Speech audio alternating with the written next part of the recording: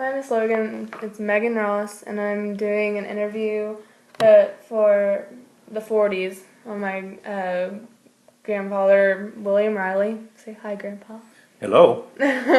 And, okay, we can start. How did FDR being in a wheelchair affect how you looked at him as president? Well, I don't think any of us knew that he was in a wheelchair. All the photographs in public that we were allowed to see was without a wheelchair. And I've come to find out later there was an understanding between the press and the presidency that they would not show him in the wheelchair because they thought it might make him look weak. I think he was usually braced up at the podium when he spoke to people. There was no TV, and all of this shows in the newspaper and the newsreels at the movie were our main exposure to seeing FDR. Right. What do you remember about Pearl Harbor being attacked on December 7, 1941 by the Japanese, whose purpose was to destroy our ships and warplanes and then to send us into war? Well, I was only 6 years old at that time, and I can remember my parents referring to it. I can remember war posters and billboards and movies depicting the Japanese people as monsters who were very evil. That's about all that I can recall. All right. More than 70 civilians and 2,300 servicemen were killed in the Japanese attack on us, with 191 warplanes, and dropping bombs on the U.S. ships. How did people in America react at this time? At the time, most of the information I think we as children had was from our parents, and they didn't talk about a lot of that in front of us, I guess. I don't recall any. All right.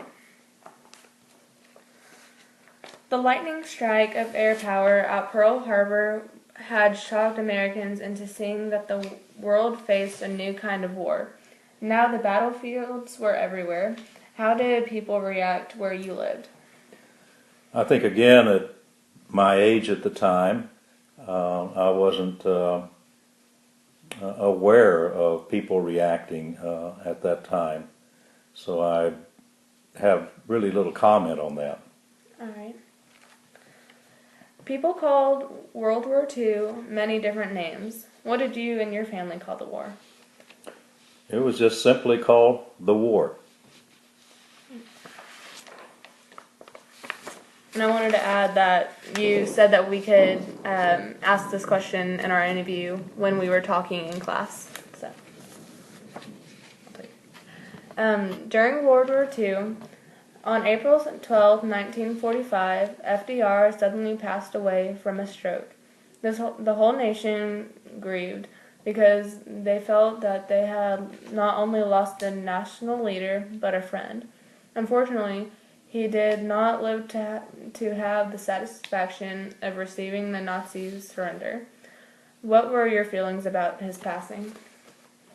I recall hearing about his death. I think people were unsure of the future at that point in time. Certainly the war with Germany was coming to an end. And I think when Truman took over, he gained prominence, and the people were reassured when he ordered the atomic bomb to be dropped on Hiroshima. But I don't recall any specific details of how people responded to his death, other than there was just general sadness about it. All right. Families were issued ration stamps that were used to buy their allotment of everything from meat, sugar, fat, butter, vegetables, and fruit to gas, tires, clothing, and fuel oil. How was your home affected at this time? Well, I'm sure it was affected more than I realized, but I remember rationing and ration stamps. However, it did not seem to have an effect on my everyday life, which is more concerned with school and playing. Okay. The German attack got off to a good start. Spearheaded by Panzer divisions of heavily armored vehicles, they penetrated 60 miles, almost to the Meuse river, creating a huge bulge in the Allied lines. They were finally stopped by Patton and Montgomery's armies, and U.S. losses were heavy, but the Battle of the Bulge, which lasted from December 16th, 1944 to January 25th, 1945, had cost the Nazis 120,000 of their best remaining men. Do you remember anything about this battle? Very little.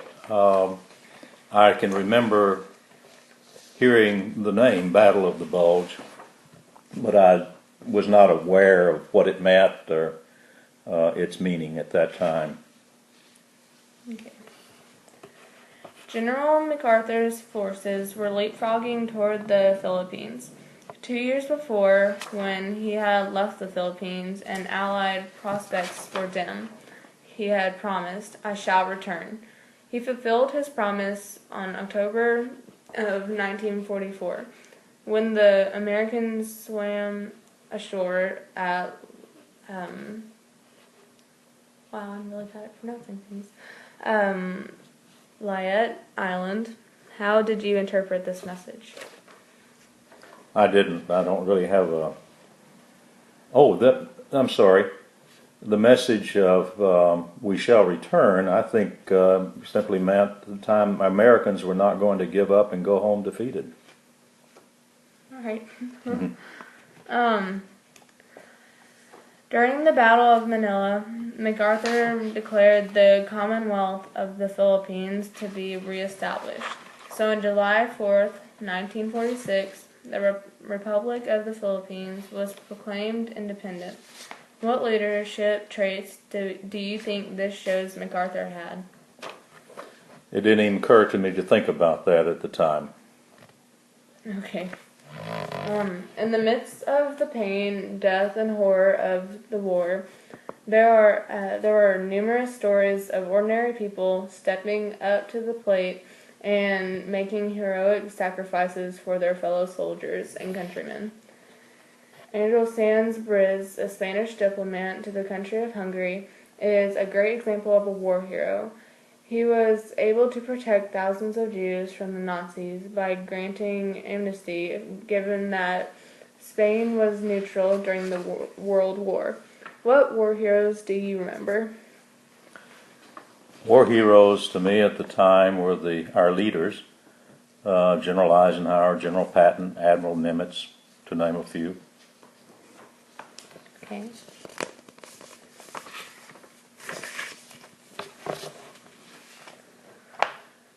The day after taking the oath of office, when FDR died on April 12, 1945, President Truman held a press conference.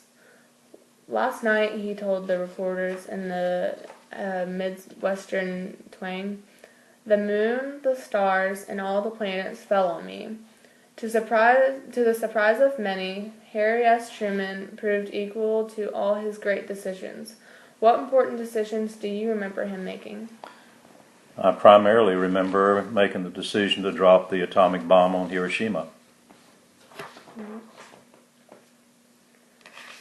I read that the Truman Doctrine that President Harry S. Truman established for the United States would provide political, military, and economic assistance to all democratic nations under threat from external or internal authoritarian forces.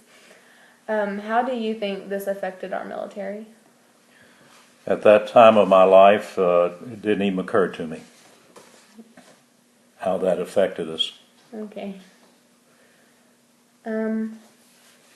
President Truman knew that the atomic bomb might kill many thousands of innocent Japanese people.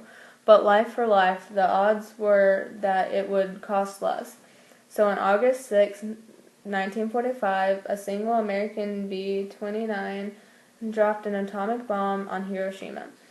About 75,000 people were killed outright, and tens of thousands more died later from radiation wounds.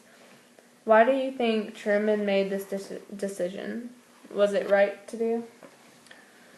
Well, at that time, everyone in America were affected by the war, and many were war weary because they'd lost loved ones. They had loved ones overseas, and they didn't know how long this war was going to last and what impact it might have on us.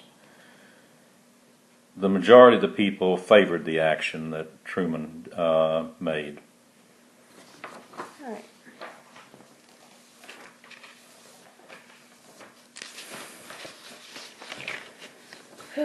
In my research, I read that on January 18th, 1945, there was a death march of nearly 60,000 prisoners from Auschwitz camp system in southern Poland. What can you remember about this issue? I can remember newsreels showing the starved and emaciated people in the prison camps and many bodies that were piled on one another. Those are the main visual memories I have. Right. I read that NATO was the first peacetime military alliance the United States entered into outside of the Western Hemisphere. After the destruction of the Second World War, the nations of Europe struggled to rebuild their economies and ensure their security. Do you remember being affected by this in any way? At that time, I can remember nothing that affected me.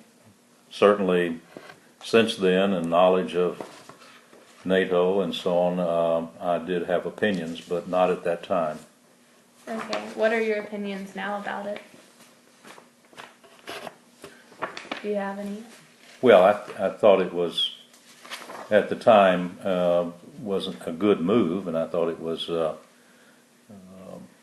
something that would hopefully ensure peace in the world. It hasn't, apparently, done that, unfortunately. Mm-hmm. But NATO still exists, and we still rely on it. All right. I read that nuclear weapons have formed part of NATO's collective defense policy since its inception in the late 1940s. According to its defense doctrine of November 1949, NATO's defense plans call for ensuring the ability to carry out strategic bombing, including the prompt delivery of the atomic bomb. What can you remember about this? I try thinking back to the 1940s, and this is where I'm speaking from, and I remember nothing about it. Right. During the 40s, women's fashions included squared and rounded shoulders, narrow hips, skirts that ended just below the knee, full skirts that hung around the calves, tailored suits. Pants for women were also first gaining popularity in the 40s. What do you remember about women wearing? I think when women went out to church or social occasions, they mainly wore suits. Hats were worn quite frequently. Had hose and high heels. I remember the hose would have seams in them. But during the day, I think most women wore house dresses and saved their nice clothes for going out. House dresses frequently were handmade. Because of the war? Yeah, and the times were not prosperous. All right. Men's fashion in the 40s entailed practical and sturdy clothes. Vests, pocket flops, and pant cuffs were no longer used. At the end of the war, time of rationing double-breasted suits, long jackets, and wider pants that all came in a range of colors and were often paired with hand-painted silk ties. What do you remember wearing? Well, I remember in grammar school, I wore knickers and just a shirt. And then from junior high on up, mainly long pants and a sweater. All right. In the 40s, there were major fads such as the 1940s Chevy, bikinis, yo-yos, erector sets, and marbles. What do you remember about these fads? My favorite activities were marbles and yo-yos. I don't remember much about any of the other fads, but I sure did enjoy marbles. Okay. The 40s had major musical icons like Frank Sinatra, Vera Lynn, and Duke Ellington. What was your opinion of these musicians? Well, I'd heard the names of these musicians, but I don't guess I was that familiar with their music until the 50s. So in the 40s, I really did not have opinions of them. All right.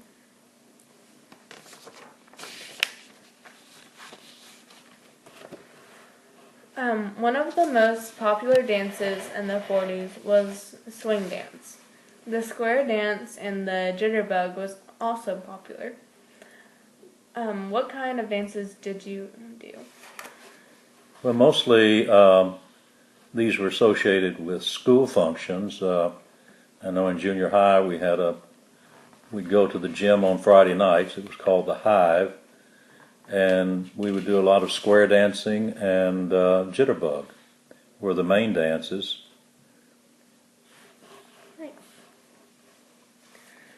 There were many major movies that came out of this time, including Pinocchio, Casablanca, and Great Expectations. What do you remember about these and other movies? Well, the movies that I remember at that age were mainly westerns, mysteries, adventure type movies. There was also the serial that you'd go every Saturday to find out what was going to happen to your hero whenever he was hanging off the side of the cliff the week before. It seemed like suddenly he was okay, and the serial picked up with another episode. All right. Let's see. There were major actors and actresses at this time, like Vivian Leigh, Katharine Hepburn, and Alfred Hitchcock. What do you remember about these actors and actresses? Nothing at that time. My awareness of these actors and actresses came more in the 50s than the 40s. Can you recall like any other actors or actresses famous in that time? Roy Rogers, Gene Autry. Again, those were the type movies we were going to at that time. Right. Okay. I read that I'm losing my voice. Okay. I read that radio became dominant form of media during and after World War II because it could provide war information faster than newspapers and was more economical. The Adventures of Ellery Queen was heard on various networks for 10 years. Between 1939 and 1948. The character Ellery Queen, a combination of Sherlock Holmes and Dr. Watson, was created for a very prestigious 1920s writing contest by two cousins with a wicked sense of humor, Fred Danny and Manfred B. Lee. The weekly radio show was developed from the novels that followed the duo around on their escapades. What can you remember about the radio in the 40s? Well, I listened to the radio a lot.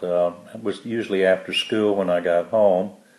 What I listened to and the weekday afternoons were Sky King, Jack Armstrong, The Shadow. Also, Lum and Abner were popular. All right. And I think that's it.